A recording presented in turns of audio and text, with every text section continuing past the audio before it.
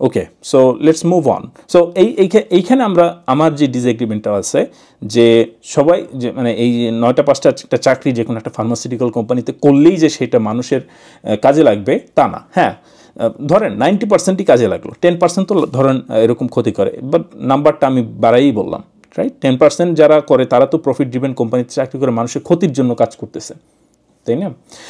আরেকটা জিনিস হচ্ছে পিএইচডি সবাই কমপ্লিট করতে পারে না, এটা আগের ভিডিওতে বারবার বলছি। আমেরিকায় অ্যাট্রিশন রেট বা ড্রপ আউট রেট আপনার হচ্ছে 30%। এই 30% পিএইচডি যারা ড্রপ আউট করে তারা কিছু না কিছু তো লাইফে করে, তাদের লাইফের একটা মানে অন্যদিকে তারা মুভ অন করে ফেলে, রাইট? সো এখন এই লোক ব্লগার উনি যদি ওই 30%-এর মধ্যে পড়ে যায়, আপনি কীভাবে তাকে নিয়ে আসবেন 70%-এর মধ্যে? অ্যান্ড দেন আবার ব্যাক করে আবার নতুন করে পিএইচডি রিজিউম করা, এটা তো মানে উনি তো সিটিজেন না, উনি তো স্টুডেন্ট ভিসায় আছে, রাইট? তো স্টুডেন্ট ভিসায় আবার নতুন করে আপনি স্টুডেন্ট ভিসা নেন, আবার প্রোগ্রাম রেজিউম করেন। হ্যাঁ, মানুষজন যখন ওই যে হয়ে যায়, জানি না কোত্থেকে ফোন আসলো, কেটে দিই। সো মানুষজন যখন ওই তাদের স্ট্যাটাস চেঞ্জ হয়, যখন ওই যে গ্রিন কার্ড বা পাসপোর্টটা পেয়ে যায় না, তাদের মাইন্ডসেট, তারা তখন আমেরিকান চিন্তা করতে শুরু করে, তখন তারা আবার ট্রাম্পকে ভোট দেওয়া শুরু করে, তখন তারা রিপাবলিকান হয়ে যায়। হ্যাঁ, তখন তারা যে এই যে প্যারাটা নিয়ে আসছে এখন স্টুডেন্টদের H1B, তারপর হচ্ছে এই যে পার্ম, এই যে প্রসেস যে প্যারাটা, এটা তাদের মাথায় থাকে না। ও আমেরিকান পাসপোর্ট পাওয়া তো অনেক ইজি, হ্যাঁ, গ্রিন কার্ড পাওয়া তো অনেক ইজি। এর মধ্যে অনেক কাহিনী আছে, ঠিক আছে? চাইলেই হয় না, ইমিগ্রেশন রিলেটেড জটিলতা থাকে, হ্যাঁ, ভিসা সংক্রান্ত জটিলতা থাকে, এবং যারা আসলে এরকম হাওয়ার উপর ভাসে, যাদের স্ট্যাটাস, তারা বুঝে আর কি প্যারাটা কীরকম। তো চাইলেই পারা যায় না, এটা বলতে চাইতেছি যে সব কিছু ওয়ান ডাইমেনশনে চিন্তা করলে হবে না, মাল্টিপল ডাইমেনশন আছে, এইটা আপনাকে মেনে নিতে হবে, বাস্তবতা বুঝতে হবে। আচ্ছা, লেটস মুভ অন। আমি যে যদি এখানে মিস ইন্টারপ্রেট করে থাকি অবশ্যই জানাবেন, বাট আমার মনে হয় আমি এইটুকু ঠিকভাবে ইন্টারপ্রেট করছি এবং আমার মতামতটা জানাইছি। And let's move on. দেখেন, আমি মনে করি যে উনি যে কন্ট্রিবিউশনের সুযোগ পাইছিলেন সেটাকে কাজে না লাগানোটা একটু আমার কাছে দৃষ্টিতে দুঃখজনক। যদি এমন হয়তো উনি এই পর্যায়ে পর্যন্ত আসেন না, ইউএসসিতে পিএইচডি প্রোগ্রাম বায়োমেডিক্যাল ইঞ্জিনিয়ারিং আসেন না, উনি এমন একজন যিনি হচ্ছে এইচএসসি পরীক্ষার পর বা নর্মাল একটা ব্যাচেলর ডিগ্রি করার পর উনি ব্লগিং করে বেড়াচ্ছেন, উনি সমাজে অনেক বড় মাত্রায় কন্ট্রিবিউট করার মতো কোনো সম্ভাবনা উনি দেখান নাই, বা সেই পরিশ্রম করে ওটুক পর্যন্ত আসতে ইউএসসিতে পিএইচডি প্রোগ্রামে ভর্তি হইতেই যে পর্যন্ত স্যাক্রিফাইস পরিশ্রম করতে হয়, এর কোনো কিছু উনি করেন না। সুতরাং সমাজের আসলে হারানোরও তেমন কিছু নাই, সেটা ওয়ান থিং। যেটা উনি এই জায়গা পর্যন্ত চলে। হ্যাঁ, তো এইখানে এই কথাটা মানে অনেকে শুনলে মনে করতে পারে হ্যাঁ কথা তো ঠিকই, ইউএসসি পর্যন্ত আসাটা তার মুখের কথা না, আসছে দেন হচ্ছে তারপর আবার ছাড়িয়ে দিল কেন? হ্যাঁ, মানে আসাটা সবাই সুযোগ পায় না, রাইট? সুযোগ পাইলেই যে সবাই যে সুযোগটা বুঝতে পারে সেটাও যেমন মানে না, যে ধরেন এরকম অনেক হয়েছে যে বুয়েটে পড়া শুরু করে 3 বছরে 2 বছর ড্রপ আউট হয়ে গেছে, কারণ তাদের ভালো লাগে নাই। আপনি কি করবেন তাকে? তার টাইনে ধরে নিয়ে আসবেন, তার যে কন্ট্রিবিউশন সুযোগ ছিল সেই কন্ট্রিবিউশন, এটা একটা ন্যাচারাল প্রসেস। যে কোনো কিছুরই একটা এফিসিয়েন্সি রেট কখনো 100% হয় না, রাইট? যদি 100% এফিসিয়েন্সি রেট থাকে তাহলে এর মধ্যে কোশ্চেন থাকে অনেক সময়, যে ধরেন এরকম এনরোলমেন্ট যে কোনো জায়গায়, এটা বড় স্কুল বলেন, হার্ভার্ড বলেন থেকে ছোট স্কুল বলেন, হ্যাঁ, সব জায়গায় একটা মানে আপনার সবগুলো স্টুডেন্ট সবসময় কন্টিনিউ করবে না। হ্যাঁ, এখন কথা হচ্ছে যে ওই নাদির ভাই হচ্ছে ইউএসসিতে পিএইচডি করার সুযোগ পাইছেন, এর আরেকটা বড় কারণ হচ্ছে উনি আন্ডারগ্র্যাডটা ইউএসসিতেই করছেন। যে ইউএসএতে যারা আন্ডারগ্র্যাড করে তাদের একটা এজ থাকে, ঠিক আছে? উনি হয়তো ফখরুল ভাই হয়তো ভাবতেছে বাংলাদেশ থেকে আসছে, হয়তো হ্যাঁ বাংলাদেশ থেকে আসছে আন্ডারগ্র্যাড করতে, অ্যান্ড দেন পিএইচডিতে গেছে, তো তারা কিন্তু একটা এজ পায়, বেটার এজ পায়। আমরা যারা বাংলাদেশ থেকে আসি তাদের থেকে এনারা ধরেন আপনি যদি ইউএস থেকে করেন আন্ডারগ্র্যাড করেন, তাহলে আপনাকে টোফেল দিতে হচ্ছে না, ওই একটা প্যারা নাই, যদি এটা বিগার কোনো ইম্প্যাক্ট না। অনেক সময় জিআরইও ওয়েভ করে দেওয়া হয়, আবার অনেক সময় ওনার আরেকটা এজ কি পায়, ধরেন ক্যাম্পাসে গেল বা অথবা ওই যে কনফারেন্সে গেল, হ্যাঁ কনফারেন্সে গিয়ে দেখা হয়ে প্রফেসরের ভালো লাগলো, ও আচ্ছা তুমি তো ভালো একজন student, okay I am gonna hire you. So আমি দেখছি, আমি যখন পার্ডুতে পিএইচডি করতাম, এই পার্ডুর পিএইচডি যারা পার্ডুর যারা আন্ডারগ্র্যাড, তারা দেখা যেত যে পার্ডুর থেকে হাই র্যাঙ্ক, পার্ডু তো অনেক হাই র্যাঙ্কিং স্কুল, তার থেকে হাই র্যাঙ্কিং হার্ভার্ড বা কি বলে এমআইটি বা কি বলে ওই যে একটা আছে না ক্যালিফোর্নিয়ার, যাই হোক বিভিন্ন স্কুলে যাইতে পারতেছে, কারণ তাদের ওই এজটা আছে। আন্ডারগ্র্যাড আমেরিকায় করলে একটা এজ পাওয়া যায়, একটা বেটার অ্যাডভান্টেজ পাওয়া যায়, এবং সেটাই উনি পাইছে। স্টিল উনি হার্ডওয়ার্ক করছে, অবশ্যই ট্রু, এমন না যে হাওয়ায় বেশি অফারটা চলে আসছে, বাট স্টিল সেটা বাংলাদেশি কারো থেকে ওনার জন্য ইজি ছিল আর কি, এটা আমি বুঝাতে চাইছি। এটা ডিফারেন্ট ডাইমেনশন আমি বলতেছি, প্রত্যেকটা কথার অন্যান্য একটা ডাইমেনশন আছে, এটাই আপনাকে বোঝার চেষ্টা করতে হবে। চলে আসছেন, যে পরিমাণ টাইম মানি এনার্জি ইনভেস্ট করে এই পর্যন্ত চলে আসছেন, তারপর সেখান থেকে ভ্লগিংয়ে চলে যাওয়া একটা হ্যাঁ, টাইম, মানি, এনার্জি। তার টাইম, যে ভ্লগিং গেছে এটা তার টাইম, তার ব্যক্তি স্বাধীনতা, তার মানি, তার ব্যক্তি স্বাধীনতা, তার এনার্জি, তার ব্যক্তি স্বাধীনতা। সমাজ থেকে টাকা নেয় নাই, সমাজে, হ্যাঁ, সমাজের প্রতি তার দায়বদ্ধতা। সমাজের দায়বদ্ধতা কি? সে ট্যাক্স দিতেছে, হ্যাঁ, সে সমাজে একজন অ্যাক্টিভ ইকোনমিতে বিনিয়োগ করতেছে। যেমন আমি বেঁচে থাকার মাধ্যমে আমি যে সমাজে একটা বিনিয়োগ করি, হ্যাঁ, কীভাবে আমি যে সমাজে ট্রেড করি, আমি কেনাকাটা করি, হ্যাঁ, ঠিক আছে। একটা জায়গায়, একটা পরিবেশে, একটা সমাজে যখন মানুষ কমতে থাকে তখন সমাজটা আস্তে আস্তে কমে যায়। সেই মানুষগুলো কিছু করুক বা না করুক, যতদিন মানুষ থাকে, হ্যাঁ, সেটা হচ্ছে জীবিত থাকার মাধ্যমে হোক অথবা কাজের মাধ্যমে হোক বা অন্য জায়গা থেকে ইমিগ্রেট করার মাধ্যমে, যতদিন একটা সমাজ, শহরে বা একটা সমাজে মানুষ থাকে বা বসবাস করে, তারা ট্যাক্স দেওয়ার মাধ্যমে হোক, বিভিন্ন অ্যাক্টিভিটিসের মাধ্যমে হোক, ট্রেডিংয়ের মাধ্যমে হোক, এই মানে পুরো ইকোনমিটাকে সচল রাখে, right? Just by existing people do something, হ্যাঁ। এনিওয়ে, এটা তার ব্যক্তি স্বাধীনতা। এটা উনি বলে নিছে, এই জন্য আমি ওনাকে অ্যাপ্রিসিয়েট করতেছি। এই ডিসিশন নিছেন, একটা হচ্ছে উনি নোমেডিক যে লাইফটা সেটা পছন্দ করেন, ট্রাভেল করা, ঘোরা, মেক সেন্স, এটা হইতেই পারে। এটা নাই বলা ওনাকে আমি আকণ্ঠ হইতেছে কৃতজ্ঞতা জানাইতে চাই। উনি যে কথা বলেন নাই এই যে পাটফারগুলোর মতো ঘুরে ঘুরে যে বাংলাদেশ বিশ্বের সেরা দেশ, আমেরিকা বিশ্বের ভুয়া দেশ, এই কারণে আমি চলে আসতে চাচ্ছি। দেখেন, একটা জিনিস বোঝার চেষ্টা করেন, উনি কিন্তু এই লাইফটা ছেড়ে যে লাইফটা নিছেন সেটা even better life, even more fun, বিধায় উনি ওই লাইফে গেছেন, রাইট? মানে এই লাইফ পাইলে কে না নিবে, যে সারা পৃথিবী ঘুরে বেড়ানো। একটা ছেলের সাথে আমার কথা হচ্ছে, আমার ওই যে ওয়েবসাইটটা হচ্ছে একটু কাজ করতেছিল, তো ওকে ওর সাথে লাইভ করবো, হয়তো এই উইকেন্ডে করার কথা আছে ওর সাথে, আমি একটু কনফার্ম উইথ হিম। তো ও হচ্ছে আমার কাছে রিচ আউট করে বললো যে ভাইয়া, আমি আপনাকে হচ্ছে ওয়েবসাইটটা ফ্রিতে করে দিব। কেন? কারণ হচ্ছে ভাই আপনি আমার জীবন পরিবর্তন করে দিয়েছেন। কিভাবে সেটা? যে ও হইতেছে, ও নাম উল্লেখ করে বলছে, যেহেতু আমি নাম উল্লেখ করে বলি, যে ও হইতেছে ইয়াহিয়া আমিন এবং আরেকটা কি বললো, খালিদ ফারহান। এই দুজনের ভিডিও দেখে, এদের মোটিভেশনাল বিয়া স্কুল ক্র্যাপ শুনে সে হচ্ছে পড়াশোনা ছেড়ে দিয়েছিল। পড়াশোনা ছেড়ে দীর্ঘ সময় যে পড়াশোনা কোনো প্রয়োজন নেই, বেসিক্যালি এগুলো করে বেড়ে যখন তার রিয়েলাইজেশন আসলো, ততক্ষণ ইটস টু লেট। এবং তার রিয়েলাইজেশন আসছে আমার আলাপ আলোচনা, আমার ভিডিও শুনে। তো এই কারণে সে আমার প্রতি এত কৃতজ্ঞ, প্রত্যেকবার কথা হইলে সে 10 বার করে এটা মেনশন করবে যে how much grateful he is to me. সে সেটা ওটা বলছে, আমি আমার পারিশ্রমিক তাদের আমি দিয়েছি, কিন্তু তার কৃতজ্ঞতার জায়গাটা এবং ভালো লাগার ব্যাপার হচ্ছে এটা শুধু ও না, এই কি জানি বলে আপনার এই ক্যানভাসারগুলো, মোটিভেশনাল ক্যানভাসার বাটপারগুলা, এরা হইতেছে আপনাদেরকে সব কথাবার্তা বলে ভিউ পায়, লাইক পায়, কমেন্ট পায়, এগুলো করে বেড়া। এগুলো করে যে পরিমাণ মানুষের ক্ষতি করছে, আমি আমার এই ধরনের র্যান্টিং ভিডিও আলোচনার মধ্যে দিয়ে যে কি পরিমাণ মানুষের উপকার করছে সেটা আমি জানি, কিন্তু আমাকে ওরা পার্সোনালি রিচ আউট করে জানে। প্রচুর মানুষ আমার কাছে রিচ আউট করে, যাদের হইতেছে আমি জীবন। Okay, good for you and good for them, right? এইখানে আমার কোনো দ্বিমত নাই। এইখানে দুইটা অপোজিং ফোর্সেস আছে, একটা হচ্ছে ইয়াহিয়া আমিনদের মোটিভেশনাল বিজনেস, এই ফোর্সটা, এবং ফখরুল ভাই হচ্ছে একটা রেজিস্টিং ফোর্স। এবং আমি এই ভিডিওগুলো আগেও দেখছি, ওই যে লাইভটার কথা বলো, এটাও আমি শুনছি।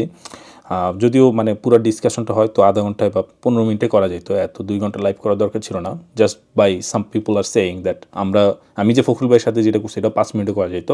তো ভদ্রলোক মানে ম্যাক্সিমাম ডিসকাশন এরকমই, কথা বললে কথা বাড়ে আর কি, হ্যাঁ, আপনি না শুনলে না শুনবেন, এবং ইটস মার্কেট। আপনার মতামত আপনি দিচ্ছেন, আমার মতামত আমি দিতেছি, যে এই ডিসকাশন এটা আসলে এত বড় হওয়ার কোনো মানে হয় না। যাই হোক, আমি শুনতেছি তাই বড় করে বলতেছি।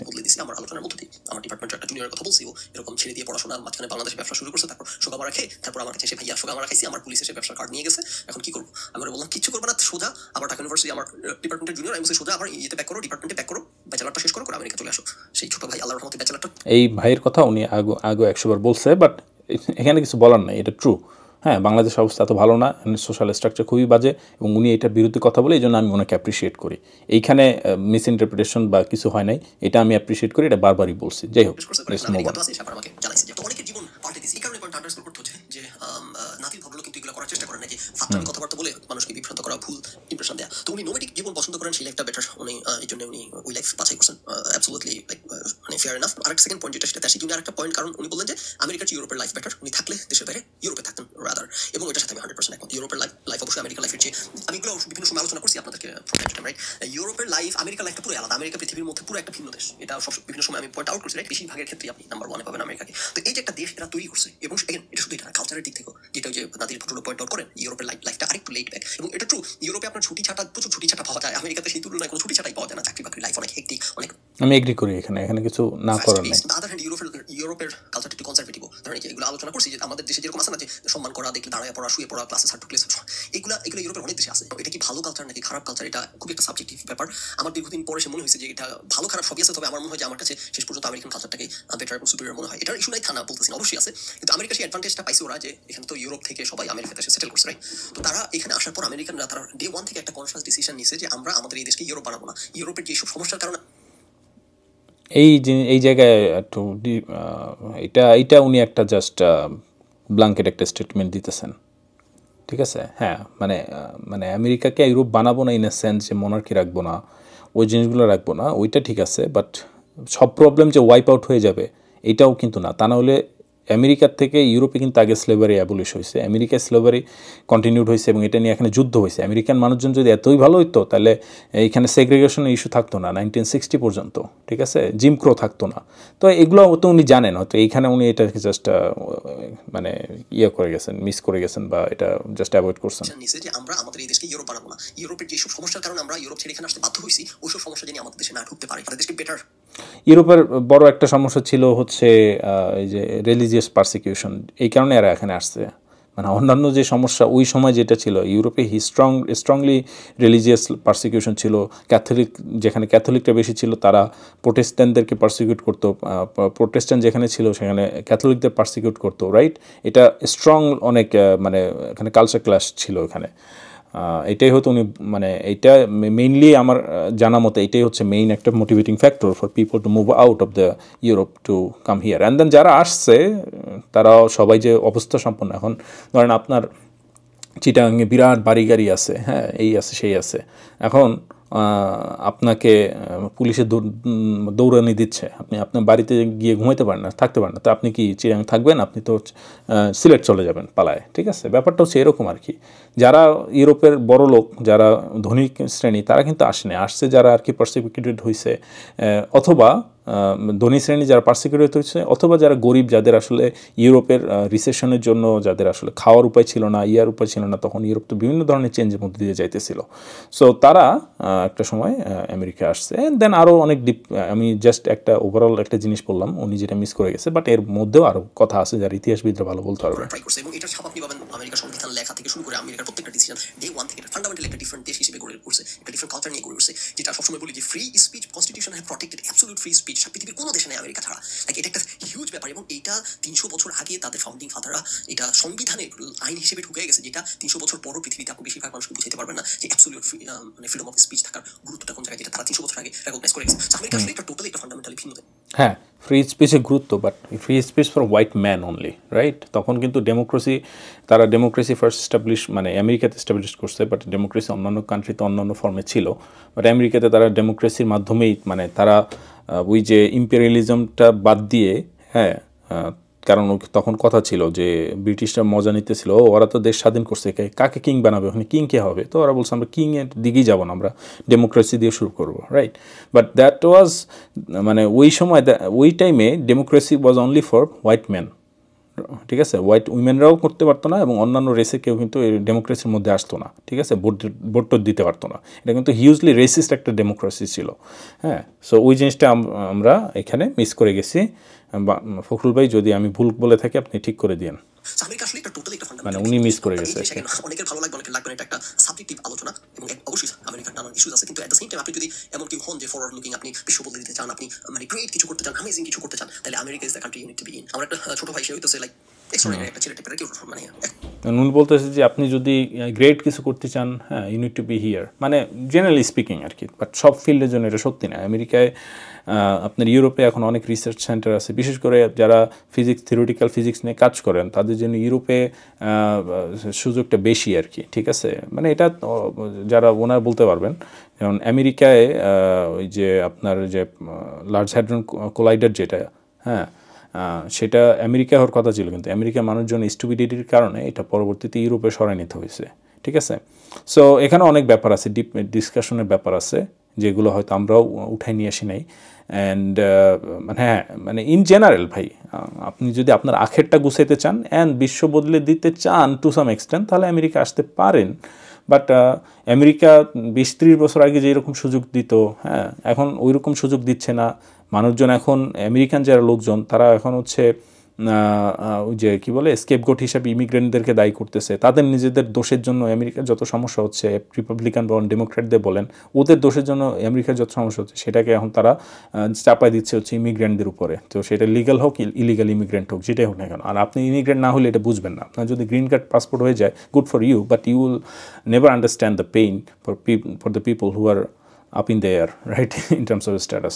নাও এখন কথা হচ্ছে যে আমেরিকার মানে এই জিনিসটা খুবই জেনারিক একটা স্টেটমেন্ট। হ্যাঁ, টু সাম এক্সটেন্ট আমেরিকা যেভাবে আগাইছে, আমেরিকা যেভাবে টেকনোলজিকে একটা সময় আগায় নিয়ে গেছে এবং এখনও যাচ্ছে টু সাম এক্সটেন্ট, কিন্তু এইটা এখনকার যে পলিটিক্যাল সিনারিও, এখানে আপনি দেখেন আর কতদিন টিকে, রাইট?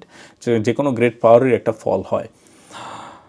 সো আর আমার কাছে মনে হয় যে এই জিনিসটা হচ্ছে ফখরুল ভাইও মিস করে, বা ওনাকে দিয়ে বারবার বুঝাতে চাইছি যে সবাই মানে দুনিয়া উদ্ধার করার জন্য কেউ কিছু করে না আর কি, ঠিক আছে? সবাই নিজের আখেরটা গুছাইতে আসে। আমেরিকায় কি মানুষজন দুনিয়া চেঞ্জ করে দিতে আসতেছে? মনে হয় না, আমি তো বিশ্বাস করি না। আমেরিকায় মোটামুটি যারা আসছে তাদের 99.9% হচ্ছে তাদের কীভাবে নিজের আখেরটা গুছাবে, বাড়ি কিনবে, গাড়ি কিনবে, হ্যাঁ, নিজের ইয়েটা করবে। দুনিয়ার জন্য করার মানুষের মেন্টালিটি আমার মনে হয়, এটা আমার মতামত, ঠিক আছে? সো এইখানে এটা কিন্তু আমার মতামত, এগেইন আমি বলে দিচ্ছি। এবং আমার মনে হয় না ফখরুল ভাইয়েরও বা অন্যান্য যারা আছে না কেন তার সাপোর্টে তাদের দুনিয়া বদলে দেওয়ার কোনো, হ্যাঁ, উনি এক জায়গায় বলছেন যে উনি ইলন মাস্কের মতো কেন কিছু করতে পারতেছে না, তার জন্য ওনার মন খারাপ হয়। হ্যাঁ, কিন্তু at the end of the day ভাই সবাই নিজের আখের গুছায় আর কি, ঠিক আছে? ক্যালকুলেটিভলি সবাই নিজের আখেরটাই গুছায়। এবং আমার মনে হয় যে আমেরিকা যারা আসে তারা ওই আখেরটা গুছাইতে আসে, দুনিয়া বিশ্ব বদলাইতে কেউ আসে না। বিশ্ব বদলানোর জন্য ভাই মানুষ নাই এখন আর, ওরকম সেলফলেস মানুষজন এখন আপনি মানে আছে, সায়েন্টিস্টরা আছে, বিভিন্ন জায়গায় আছে যারা চাকরি করতেছে, বা একাডেমিয়াতে যারা ওই যে শিট পে নিয়ে থাকতেছে। হ্যাঁ, আপনি পিএইচডি করে গ্র্যাজুয়েট করলে 120K পাবেন, হ্যাঁ, 150K পাবেন, কিন্তু আপনি একাডেমিয়াতে 60K নিয়ে আসছেন। তারা স্যাক্রিফাইস করতেছে, বাট তারাও স্যাক্রিফাইস করতেছে, একদিন প্রফেসর হবে, একদিন তারাও গ্র্যান্ট মানি থেকে অনেক টাকা আর্ন করবে, তো নিজের আখের গুছাবে, এটাই আর কি। মোরাললেস সবাই মোটামুটি নিজের আখেরই গুছাইতে চায়। এর মধ্যে মানুষ কেউ না কেউ একটু রিসার্চ এটা ওটা করে, হ্যাঁ, বাট মানে at the end of the day ভাই সবার নিজের পকেটের দিকে নজর। একটা ছেলে টাইপের কি মানে অ্যাকমপ্লিশমেন্ট সবকিছু এক্সট্রাঅর্ডিনারি। তো ও হচ্ছে যখন অনার্স শেষ করছে এখানে ইউএসএ থেকে, তো অনার্স শেষ করে ও যখন পিএইচডি প্রোগ্রামে ভর্তি হয়, পৃথিবীর সকল টপ ইউনিভার্সিটিগুলো থেকে অ্যাডমিশন অফার পাইছে, হার্ভার্ড, কেল থেকে এমআইটি, ইউকে হচ্ছে ইউনিভার্সিটি অফ অক্সফোর্ড বা ক্যামব্রিজ থেকে পাইছে। তো ও যে সাবজেক্টে রিসার্চ করতে চায় ইউকেতে হইতেছে ক্যামব্রিজে নাকি অক্সফোর্ডে, ক্যামব্রিজে বোধহয়, এক্স্যাক্টলি ওই সাবজেক্টের একটা লাইক ওয়ার্ল্ড রিনাউন্ড একজন প্রফেসরের ল্যাবে চান্স পাইছে সে। তো ও এখন আমেরিকা ছেড়ে যাইতে হবে। তো আমাকে ওর সাথে আমার অনেক বিষয়ে কথা হয়, খুবই স্মার্ট ছিল, অনেক জানে, সকল বিষয়ই জানে। তো ও আমার বলতেছে ফোন দিয়ে যে ভাই আমি কি করবো। তো আমি দেখতেছি ভিজিবলি যে ও এখানে যাইতে চাচ্ছে, ওইটার প্রতি তার প্যাশন।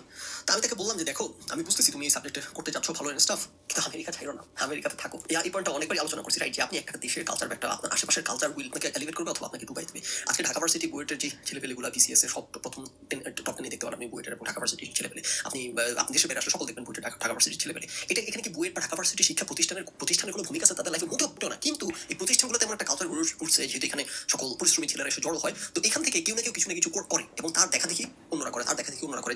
যার কোনো প্ল্যান থাকে না লাইফে কিছু করার, সেও, আমার ওয়াইফ বলতেছিল তার এক কাজিন, তো বলতেছিল যে আমাদের কাজিন সে চট্টগ্রামের খুবই একটা সাধারণ মেয়ে ছিল, লাইক অ্যাম্বিশন বলতে তো কিছুই ছিল না, লাইফটা একদম নর্মাল ভাবে গড়ে উঠছে। সেই মেয়ে ঢাকা ভার্সিটিতে ভর্তি হয়েছে আছে, এখন সে বিশাল তার এই করবে সেই করবে, সে দেশের বাইরে যাবেন। তো আমার ওয়াইফ বলতেছিল যে মানে একটা জাস্ট সিম্পলি ঢাকা ভার্সিটিতে যাওয়ার কারণে সে পুরো চেঞ্জ হয়ে গেছে, এখন চিন্তার জগতই বদলাই গেছে। এবং এই আমেরিকাতে আপনার টপ স্কুলগুলোতে যে যায় সবসময় আপনারা দেখবেন যে পৃথিবীর, ইনফ্যাক্ট আমি একটা বই লিখতে শুরু করছিলাম যে তুমি আমেরিকায় থাকো না, দেখো ওই বইটাতে আমি একটা স্ট্যাটিস্টিক্স ইনক্লুড করছিলাম যে পৃথিবীতে যত বিলিয়নিয়ার আছে তাদের কত পার্সেন্ট হচ্ছে টপ শিক্ষা প্রতিষ্ঠান থেকে। বেশিরভাগই কারণ হচ্ছে নেটওয়ার্কিং, এটা কারণ হচ্ছে পরিচিতি, এর কারণ হচ্ছে পরিবেশ। কারণ আমেরিকার টপ ভার্সিটিতে পোলাপানের আলাপ আলোচনাই হচ্ছে সারাদিন কিভাবে স্টার্টআপ করা যায়, কিভাবে সিলিকন ভ্যালিতে কি করা যায়, কিভাবে গারাজের মধ্যে কি আইডিয়া করা, সারাদিন ওই আলোচনা। আপনি যদি ওইসব ভার্সিটিতে ক্যাম্পাসে ঘোরেন, আপনি না চাইতে আপনি কিছু না কিছু একটা মধ্যে ঢুকে পড়বেন। এই কারণে ওই ভার্সিটিগুলো আপনি যত দেখবেন সারা পৃথিবীতে যত টেক লিডার আছে সবাই টপ ইউনিভার্সিটিগুলো থেকে আসছে, ইদার ড্রপ আউট অথবা ড্রপ আউট না করুক, মানে বেসিক্যালি টপ ইউনিভার্সিটিগুলো। এবং এটার একমাত্র কারণ ওই কালচার। এবং এই আমেরিকান কালচার নিয়ে তো একটা লম্বা ভিডিও আলোচনা ডিপ ডাইভস উইথ ফখরুল চ্যানেলে মাত্র 2 দিন আগেই করলাম। সেই কালচার একটা হিউজ ব্যাপার না, এই কালচারটা অফকোর্স নাদির ওনার পছন্দ না। এগেন এই কালচারটা বলতে মানে যে কথাটা সেই গত ভিডিওতে আলোচনা করছি যে কোনো কিছু আকাশ থেকে পড়ে না। এই যে আমেরিকার একটা কালচার, এই যে এখানে আপনারা কি মনে করেন আসলে আপনি পৃথিবীর সেরাদের কাতারে আপনি কি ঠেলে এই দেশ?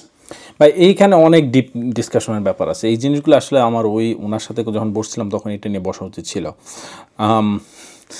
আসলে হ্যাঁ, উনি কিছু জায়গায় মানে ওনার স্ট্যান্সটা সঠিক যে হ্যাঁ, আমেরিকা আসলে আপনাকে যেই অপরচুনিটি দেয়, হ্যাঁ, যে আপনার এখানে এসে আপনি স্টার্ট আপ করতে পারবেন, এই করতে পারবেন, সেই করতে পারবেন। হ্যাঁ, আমেরিকা যে অপরচুনিটি দেয়, এবং উনি ওনার কোনো এক জুনিয়রকে নাকি অ্যাডভাইস করছে যে ক্যামব্রিজে যায় না, বাট ইনস্টেড আমেরিকায় থাকেন। আমেরিকা কোন ইউনিভার্সিটি থাকার কথা বলছে এটা তো জানি না, বাট ক্যামব্রিজে গেলে সেই টিকিট দেখায় সে আবার আমেরিকা আসতে পারতো। তো মাঝখান দিয়ে উনি ক্যামব্রিজে যাওয়ার চান্সটা মিস করলো। যাই হোক,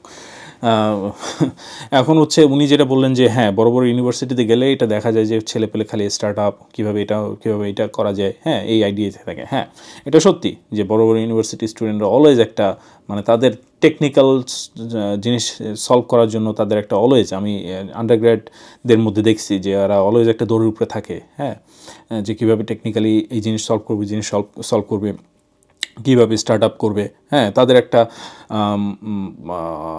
ইনকিউবেশন সেন্টার থাকে বিভিন্ন ইউনিভার্সিটিতে, তাদেরকে অলওয়েজ করা হয়, যেমন ইন্সপায়ার করা হয়, যে বিশেষ করে সিলিকন ভ্যালিতে স্ট্যানফোর্ডের থেকে আসছে, ইনকিউবেশন থেকে আসছে, রাইট? এটা সত্যি।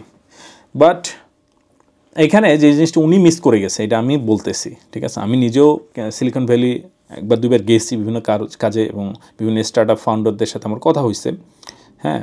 তো তাদের আমি জিজ্ঞেসও করছি, যে অনেকে ছিল ইউরোপিয়ান, তাদের জিজ্ঞেস করছি তুমি ইউরোপ থেকে এখানে চলে আসলে কেন, হ্যাঁ। তো ওদের কথা হচ্ছে যে ইউরোপ যদিও climate friendly but investment friendly না, ঠিক আছে, বিভিন্ন কারণে। এবং সত্যি কথা। এখন ইনভেস্টমেন্ট কারা করে, এখানে একটা ডিপ আলোচনা করি। আপনারা তো সবাই সব কিছু জানেন না, আপনাদের জন্য ইনভেস্ট কারা করে এইসব স্টার্ট আপে, হ্যাঁ। টাকা তো আকাশ থেকে পড়ে না, উনি যেমন বললো যে সব কিছু আকাশ থেকে পড়ে, টাকাও আকাশ থেকে পড়ে না। ওনার কথা হচ্ছে যে আমেরিকা খুবই বেনোভোলেন্ট একটা ন্যাশন, সবার ভালোর জন্য আমেরিকা অনেক কিছু করতেছে। উনি এই বায়াস, ওনার একটা বায়াস আছে সত্যি কথা বলতে। ফখরুল ভাই, আপনি স্বীকার করেন, আপনি খালি একটা জিনিস করতেছেন, আপনি সবসময় নিজেকে বলেন আমি নিউট্রাল, কিন্তু আপনি নিউট্রাল না, আপনার একটা বায়াস আছে, আপনি এই জায়গাটা স্বীকার করলেই হয়। তো যাই হোক, ওনার বায়াসে উনি থাকার জন্য এই জিনিসটা উনি ডিসকাস করে নাই। ভাই, টাকা তো আকাশ থেকে পড়ে না, টাকা কারা দেয়? ভিসিরা দেয়, ঠিক আছে? ভিসি বুঝেন? ভেঞ্চার ক্যাপিটালিস্ট, ঠিক আছে? ভেঞ্চার ক্যাপিটালিস্টরা অলওয়েজ খালি, তাদের এখন অনেক টাকা হয়ে গেছে, মানে পাগলের মতো টাকা হয়ে গেছে এদের এখন তারা এখন চক করে কোথায় কার আইডিয়াটা পাবে, সেই আইডিয়াটা কীভাবে ইনভেস্ট করে সেটা দেখবে যে এইটা থেকে কোনোভাবে ফুলায় ফাপায় এটাকে একটা কোম্পানি করা যায় কিনা, প্রোডাক্ট থাকুক বা না থাকুক, এটাকে যদি একটা কোম্পানির মতো দাঁড় করানো যায়, দেন এটাকে আবার সেল করে দিবে বড় বিগ কর্পোরেশনের কাছে। যখন সেল করে দিবে তখন সেখান থেকে কিছু টাকা আসবে, অথবা এই কোম্পানি নিজেই সাস্টেন করবে। আপনার পিটার থিল নামে একজন পেপলের যে প্রতিষ্ঠাতা, তার একটা বই আছে, ঠিক আছে? সো ওই বইটায় উনি ওখানে উল্লেখ করছে যে ওনারা অলওয়েজ, হ্যাঁ, যে ওয়াই কম্বিনেটর বলেন, এইটা বলেন, সেটা বলেন, এই ভিসিরা অলওয়েজ বিভিন্ন রকম ভিসি আছে, এবং ভিসিগুলা এনার্জি টাইপের ভিসি হইতে পারে, ধরেন আপনার অয়েল অ্যান্ড গ্যাসের ভিসি হইতে পারে, হ্যাঁ, বিভিন্ন স্পেশালিটির উপরে ভিসি থাকে। এই ভিসিরা সারাদিন বসে বসে খুঁজে যে নতুন নতুন স্টার্ট আপ কোনটা কী আসছে, কার কোনটা পোটেনশিয়াল কেমন, হ্যাঁ, সেটা ওরা করে, অলওয়েজ চিন্তা ভাবনা করে, ঠিক আছে? এই চিন্তা ভাবনা করতে করতে আমার এটা ব্যাটারি শেষ অলমোস্ট, দাঁড়ান এক সেকেন্ড, ওকে। সো এই চিন্তা ভাবনা করতে থাকে, হ্যাঁ, অ্যান্ড দেন তারা ইনভেস্ট করে, এবং ইনভেস্ট ম্যাক্সিমাম ফেল করে। বাট যেগুলো সাকসেস হয়, যেসব স্টার্ট আপ সাকসেসফুল হয়, ওইসব স্টার্ট আপ কিন্তু পুরোপুরি, মানে তারা অন্যদিকে যত লস করছে তার থেকে 100,000 টাইমস তারা রিটার্ন পেয়ে যায়, ঠিক আছে? এরকম হয়েছে ফেসবুকের বেলায়, এরকম হয়েছে অন্যান্য অনেক স্টার্ট আপের বেলায়, ঠিক আছে? সো ভিসিরা এমনি মানে টাকা নিয়ে বসে থাকে না যে ও বাবা তুমি আসো, তুমি দুনিয়ার উন্নতি করো, এগুলো ভাই বলে দুনিয়া চেঞ্জ করে দিবে, I want change the world, blah blah blah. But সবাই আসলে টাকার পিছে ঘুরে, ঠিক আছে? চেঞ্জিং দ্য ওয়ার্ল্ড এইটা হচ্ছে হোয়াইট মানুষের একটা ফ্যান্টাসি, ঠিক আছে, সাদাদের একটা ফ্যান্টাসি, হ্যাঁ। এই ফ্যান্টাসির মধ্যে আপনি পড়ে গেলে আপনিও পড়ে গেলেন, ঠিক আছে? এগুলো যারা স্টার্ট আপের যারা ফাউন্ডার থাকে তারা আর কি মানুষকে বলে আর কি জাস্ট পিয়ারের জন্য, হ্যাঁ, যে আমি দুনিয়া চেঞ্জ করতে চাই। কিসের ভাই দুনিয়াকে চেঞ্জ করতে চাই? সবাই তার টাকাটা খুঁজে আর কি, কথা বুঝতে পারছেন? যাই হোক, তো এই জিনিসটা উনি আসলে বলে নাই, উনি মাঝখান দিয়ে উনি জাস্ট বুঝাইতে চাইল যে আমেরিকা অনেক বেনোভোলেন্ট একটা নেশন। না রে ভাই, আমেরিকা বেনোভোলেন্ট কোনো নেশন না, এখানে এর ক্যাপিটালিস্ট একটা কান্ট্রি। উনি এই জায়গাটা মিস করছেন, উনি জানেন বা এটা জাস্ট হয়তো অন পারপাস বা অথবা